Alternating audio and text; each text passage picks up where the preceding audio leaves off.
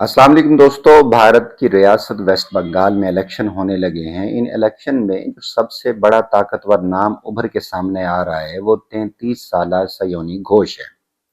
सयोनी घोष का ताल्लुक चूंकि वेस्ट बंगाल से आसनसोल हल्के से लड़ती हैं और अभी रिसेंटली ये इलेक्शन लड़ी और जीत के आई। वैसे तो ये 2021 में आई पार्टी के अंदर, इससे पहले ये थिएटर कर रही थी, फिल्में कर रही थी और आजकल बड़े सोशल मीडिया के ऊपर बड़ा चर्चा है इनका। वैसे इंडियन पॉलिटिक्स के अंदर देखें तो इंडियन पॉलिटिक्स में काफ़ी सारी खवातीन इलेक्शन में रही हैं। सियासत में उन्होंने बड़ा नाम कमाया और टिल डेट भी वो या तो लोकसभा की मेंबर हैं या राज्यसभा की मेंबर हैं, यानी विधानसभा की तो मल्टीपल हैं, मल्टीपल स्टेट्स के अंदर मेंबर हैं। लेकिन बड़ी ताकतवर खवातीन रही हैं इंडिया के अंदर। यानी आप देखें अगर जया बच्चन को, तो समाजवादी पार्टी की बड़ी ताकतवर वो रहनुमा है और इस वक्त भी राज्यसभा की मेंबर है। यानी अमिताभ बच्चन की बेगम, और बड़ी ताकतवर आवाज है, मुतनाज़ा बयानात देती हैं और एस्टेब्लिशमेंट के ऊपर बड़ी कड़ी तनकीद करती हैं। और इन्हीं के मुकाबले में अगर हम बीजेपी की देखें तो वो हेमा मालिनी है, ड्रीम गर्ल। और हेमा मालिनी बड़ी उन्होंने एक तरीके के साथ अपनी एक वर्थ बनाई है उस पार्लियामेंट के अंदर और बड़े अहम मामलात के ऊपर उनकी राय हतमी मानी जाती है। यानी भारत के अंदर देखें। और स्मृति ईरानी, ये स्मृति ईरानी वो खातून है, वैसे ये सारी फिल्म एक्ट्रेस हैं और ड्रामा इंडस्ट्री से ताल्लुक है इनका। ये स्मृति ईरानी भी वो थिएटर भी करती रही हैं और फिल्म भी और ड्रामा भी। लेकिन सबसे ज्यादा जो इनको शोहरत मिली वो राहुल गांधी को अमेठी के हल्के से हरा के मिली। जिस अंदाज से इन्होंने राहुल गांधी को हराया और सीधा ये एक्ट्रेस से थिएटर से सीधा आ गई और वजीर बन गई और बड़ा अच्छे अंदाज से इन्होंने अपने आप को मनवाया। अच्छा, बीजेपी की एक खास खासियत है, बीजेपी हर दौर में एक ना एक एक्ट्रेस को लेयर में रखती है। अभी अगर आप हेमा मालिनी को देखें तो उनका मुतबादिल उन्होंने राणा कंगनावत को लिया है। अब राणा कंगनावत को वो पूरा ट्रेन कर रहे हैं, इनकी आदत है, ये रखते हैं फिल्म इंडस्ट्री से। अगर आप सीनियर लॉट में देखें तो हेमा मालिनी, फिर स्मृति ईरानी थी और अब जो है वो राणा कंगनावत है, उसको इन्होंने रखा हुआ है।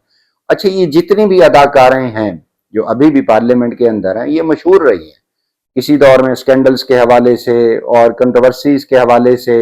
कभी सोशल मीडिया के ऊपर ऐसी बात कर दी, कभी कहीं और बात कर दी, तो ये बड़ी मशहूर और मारूफ रही है। लेकिन इन सबसे ज्यादा जो अब ताकतवर आवाज इस वक्त है, समाजवादी पार्टी के अंदर भी रही हैं और भी हैं। विजय शांति, जिसको फीमेल का अपना कहा जाता है, अमिताभ बच्चन, तो और भी हैं। यानी नुसरत जहां भी रही है, काफी सारी फीमेल हैं जिन्होंने अपने आप को मनवाया है। यानी अब देखें सियासत का मैदान कारजार बड़ा ताकतवर होता है, वहां पे आपको कंट्रोवर्सीज का भी सामना करना पड़ता है और आपको फैमिली लाइफ के ऊपर भी आपको थ्रेट देते हैं, सिक्योरिटी रिस्क भी होता है, सब कुछ चलता है। लेकिन इन खवातीन ने अपने आप को मनवाया हर पार्टी के अंदर आके। कांग्रेस के अंदर आके बहुत सारी खवातीन हैं जो कांग्रेस के अंदर से वो अपने आप को मनवा रही है। रेखा को नामजद किया गया है, अब देखें आगे उसका क्या होता है। लेकिन चूंकि वो कम गो है और रेखा ने अभी तक अपने आप को इतना ओपन अप नहीं किया पॉलिटिक्स के अंदर जिस अंदाज से राणा कंगनावत कर रही है या सयोनी घोष कर रही है। अब चूंकि ये वेस्ट बंगाल से हैं और ममता बनर्जी के बड़ी खास हैं, बड़ी क्लोज है, ममता बनर्जी इनके ऊपर ट्रस्ट करती है। और तृणमूल कांग्रेस में ये जो यूथ हैं, युवाज हैं, उसकी ये सदर हैं सयोनी घोष। और याद होगा जब मई 2025 की जंग हुई और जिस अंदाज से मोदी ने आके पार्लियामेंट के अंदर लोकसभा में कहा था कि वो जंग जो है वो किसी और ने नहीं रुकवाई, वो मैंने खुद रोकी, हमारे डीजीएमओ ने, पाकिस्तान के डीजीएमओ से बात की तो वो जंग रोक दी। तो इस खातून ने जिस अंदाज से, चूंकि एक्ट्रेस रही हैं और यंग है, 33 ईयर है, वैसे तो खवातीन की उम्र नहीं बतानी चाहिए लेकिन ये वाकई यंग है, और जिस अंदाज और एक खास शोला बयान है। और आके इन्होंने बात कर दी कि वो ट्रंप ने जंग रुकवाई। रे बाबा, अभी तुम कह रहे हो कि डीजीएमओ ने रुकवाई, वो तो ट्रंप कह रहा है बार बार। तब ये नया ना चला था, वो 10 बार ट्रंप ने तब कहा था। अब तो गालबन 100 बार से भी ज्यादा हो गया। अभी वो अपनी जंग में मसरूफ है, वहां से फ्री हुआ तो उसने 200 बार तक ले जाना है।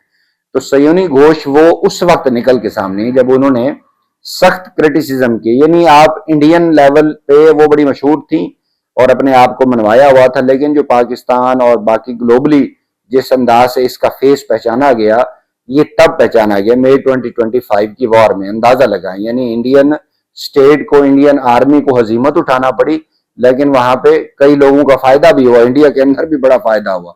तो सयोनी घोष जो है ना, उस वक्त जिस अंदाज से उन्होंने बीजेपी पे तनकीद की, डेफिनेटली उस वक्त कांग्रेस भी इनके साथ थी। कांग्रेस और ये समाजवादी पार्टी, तृणमूल कांग्रेस मिलकर ही मोदी को धो रही थी, क्योंकि सेंटर के अंदर तो अपोजिशन है।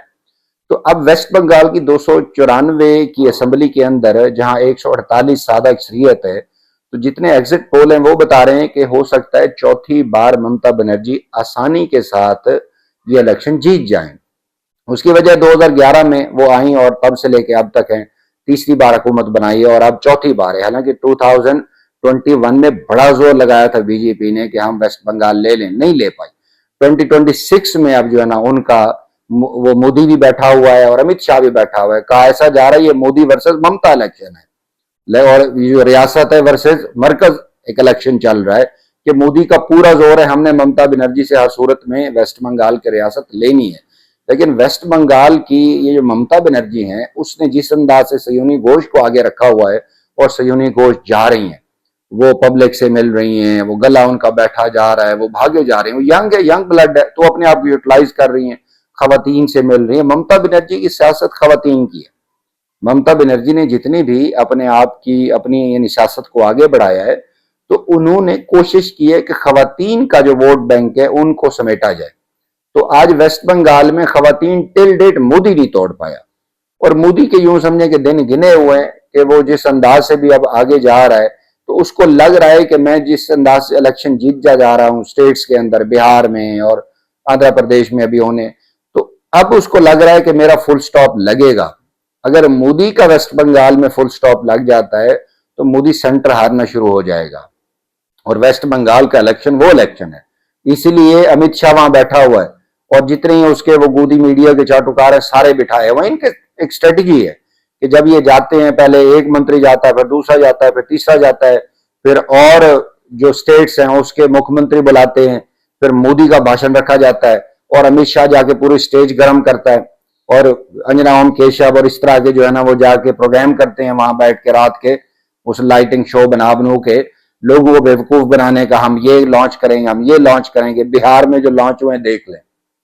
अब लग ऐसा रहा है कि ममता बनर्जी ये इलेक्शन चौथी बार जीत जाएंगी और 155 सीट्स लेंगी, इस तरह के एग्जिट पोल कह रहे हैं, और 43 to 45% वोट लेंगी। जबकि उसके मुकाबले में मोदी का कहा जा रहा है कि वो 35% बीजेपी लेगी या मैक्सिमम चली गई तो 43 लेगी, लेकिन वो हुकूमत बनाने की पोजीशन में नहीं होगी। Although they are given tough time, लेकिन उनके सामने सयोनी घोष जैसा चेहरा नहीं है और ये यंग है। इसके मुकाबले में वो बड़े बड़े नेता उतारे हुए हैं, लेकिन इस तरह की लड़की नहीं है जो अपने आप को वहां खवातीन का वोट बैंक समेट पाए। अब डेफिनेटली ममता बनर्जी जिसको वो दीदी कहा जाता है और सयोनी घोष भी उसको दीदी कहती है, उनकी काफी एज है, वो पॉलिटिकली तौर पे बड़ी महान है और ये वो खातून है जिनको लालू प्रसाद यादव भी कहा करता था ममता दीदी, वो भी कहा करता था और बड़ी इनकी आपस में नोक झोंक चलती थी लोकसभा में।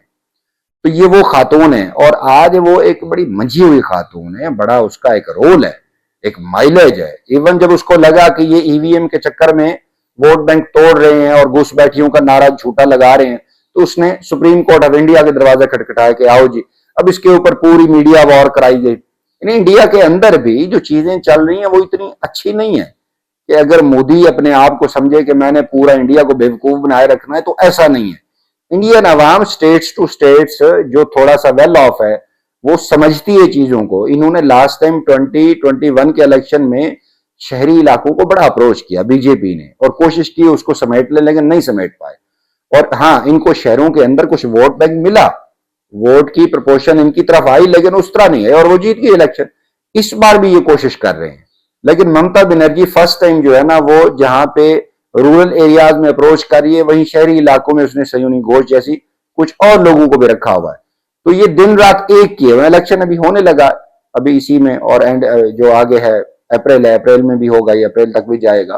लेकिन लग ऐसे रहा है कि सयोनी घोष ये इलेक्शन लैंडस्लाइड विक्ट्री के साथ ममता बनर्जी को जीत देंगी, क्योंकि ममता बनर्जी बड़े बड़े भाषण तो दे रही है लेकिन इस टेम्पो के साथ, इस फ्लो के साथ वो नहीं जा पा रही। तो लग ऐसे रहा है कि ये स्टेट का इलेक्शन जिस तरह इस सयोनी घोष ने पहले कहा था कि आप आइएगा 2026 में आपको ममता का क्षमता देंगे, तो लग ऐसे रहा है कि इस बच्ची के उस एफर्ट से, रोल से ममता बनर्जी चौथी बार वेस्ट बंगाल का इलेक्शन ले जाएंगी। और अगर ये इलेक्शन वो ले जाती हैं तो मोदी के लिए ये फुल स्टॉप होगा, वो मरकज की सीट में हारना शुरू हो जाएगा।